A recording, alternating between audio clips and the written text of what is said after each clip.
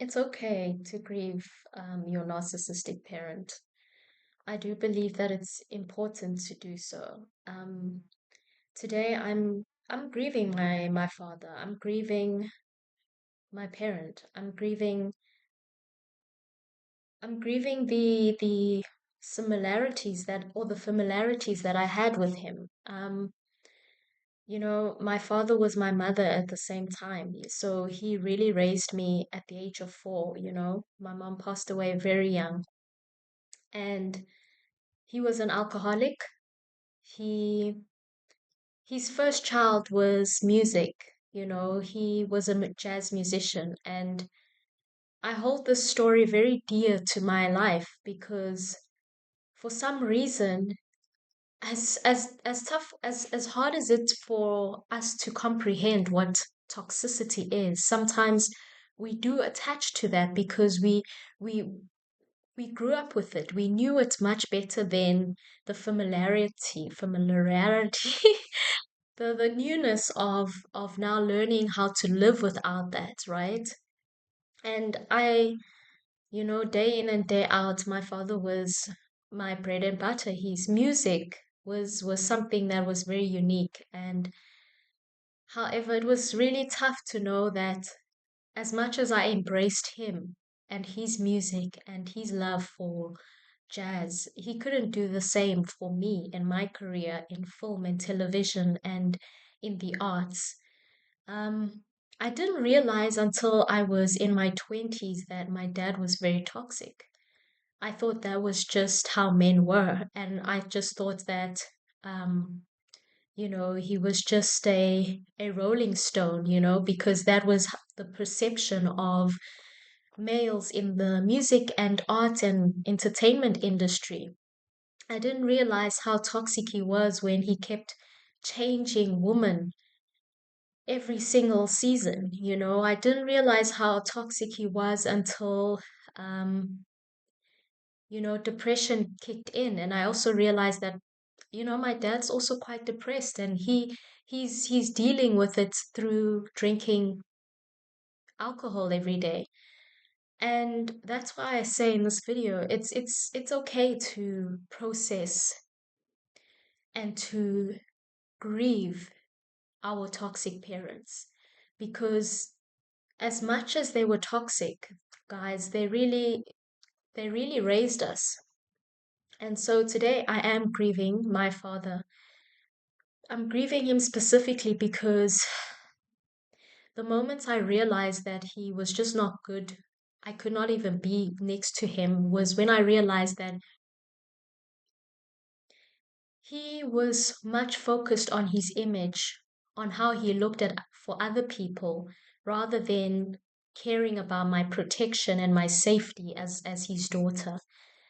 And I've done a lot of grieving. I can see that I've done a lot of grieving now because topics like this would really, it would break me. It would really break me. It would break me a lot because I really, just like the bond that mother has with their son, there's also a special bond that takes place with the daughter and the father. And nobody really speaks about that until you are famous. But I want to speak about it because this is where our pain takes place within our relationships as we get older and when we start dating, where the real mommy issues come up, the real father issues come up. And oh, Lord knows that I've really done the inner work to make sure that I do not date my father. And when I speak about this, I really speak from the aspect of knowing how my father was. My father literally was very, very dark and very sinister in private, but in public he was charming. He was he was really, everyone loved him. He was sensitive. He had support. He could do no wrong. Everybody had sympathy for him, and I was this big uh angry black girl, with no respect. And that was the image that my dad kept creating in my life even as I was a child. And it really grew when I started becoming a teenager and speaking for myself, because there were points where I really couldn't articulate why my dad would, assault me. Like, why is he touching me like this? Why is he saying things like this? And he didn't want that image to be shared to family members, And it's weird for me to say this, but thank God my father didn't rape me. And uh, well, we move past all these things as we grow older, right? But it really does sit in the levels of toxicity, and in the levels of the men and females that we attract later on, and the types of verbal abuse and physical abuse and sexual abuse that we endure. And I actually, all of these things started coming up when I was in a process of grieving my father and realizing that I cannot bury him. And you know that the moment when even the toxic men around my family or my father told me about him, I, for my protection and my safety, I didn't even go to my own father's funeral. And that for me is a deep, deep, deep grief that I'm having with myself, because not only am I grieving my father, I'm also grieving the detachment that I had to have from him for my own safety, spiritually, emotionally, and physically. And this is what I'm talking about, where I'm even giving myself room right now to say that it's okay. It's okay to grieve your toxic father, because some of us could not go and respectfully say goodbye to our parents. We had to say goodbye to them by leaving them and by detaching from them and by going no contact with them. And a lot of people don't understand what that really means and what that really feels like. It really hurts. It really, really, really hurts, because someday down the line, when I have my own kids and they want to know who their grandfather was, I have to be the one who now heals, so that I do not create a spirit of resentment passed down. Oh, excuse me.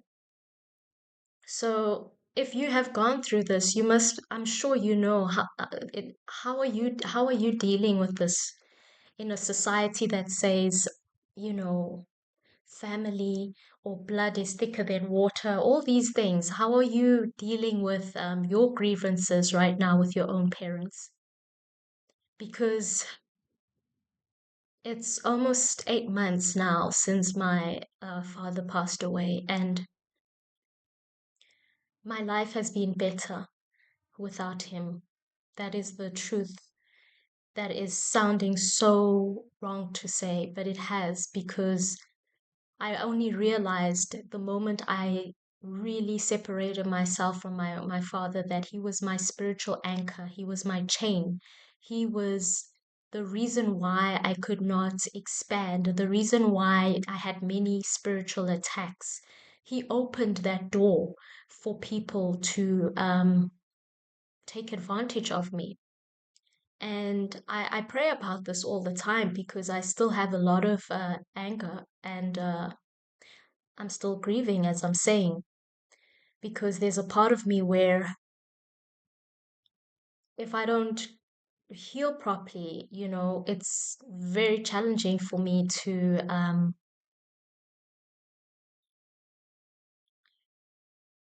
not make sure that I don't date someone similar to my own father.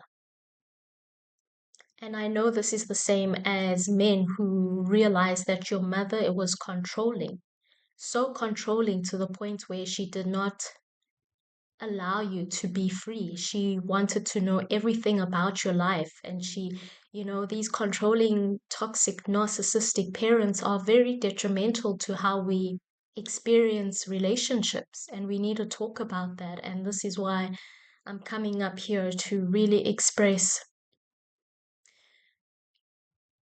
the attachment and also the pain and grievance of detaching.